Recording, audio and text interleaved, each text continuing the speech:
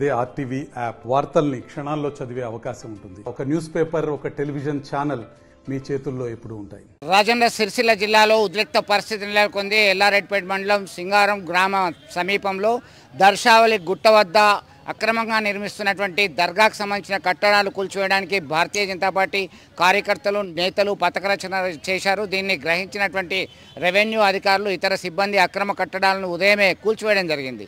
నారాయణపూర్ గ్రామంలోకి ప్రవేశించకుండా అటువైపు రాకుండా ఉండేందుకు కట్టుదిట్టమైనటువంటి ఏర్పాట్లు చేశారు పోలీసు అధికారులు. దీంతో భారతీయ జనతా పార్టీ నేతల్ని దూషించినటువంటి వ్యక్తిని తమకు అప్పగించాలని అక్కడే బైఠాయించారు.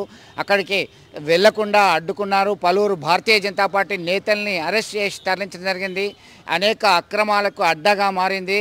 గతంలో ఉన్నటువంటి ప్రభుత్వ పెద్దలు వాళ్ళకి అక్రమంగా కట్టబెట్టే ప్రయత్నం చేస్తున్నారు. ఇది ఎట్టి పరిస్థితుల్లో సహించేది లేదు, దీని మీద ఉద్యమం చేస్తామని చెప్పి స్పష్టంగా చేస్తున్నటువంటి పరిస్థితి అయితే ఒక్కసారిగా ఉద్రిక్త పరిస్థితిగా చెప్పొచ్చు. దీనిలో భాగంగా గ్రామంలోనికి అడుగుపెట్టకుండా పోలీసులు అడ్డుకోవడము, అలాగే ఆ సమీప ప్రాంతంలోకి కూడా మేము వెళ్లకుండా చేస్తున్నారు, మాకు ఈ స్వేచ్ఛ లేదా అని భారతీయ జనతా పార్టీ నేతలు మండిపడుతున్నటువంటి పరిస్థితి పోలీసులకైతే తలనొప్పిగా మారింది ఈ వ్యవహారం.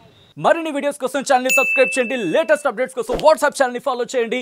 అండ్ లింక్ డిస్క్రిప్షన్ లో ఉంది.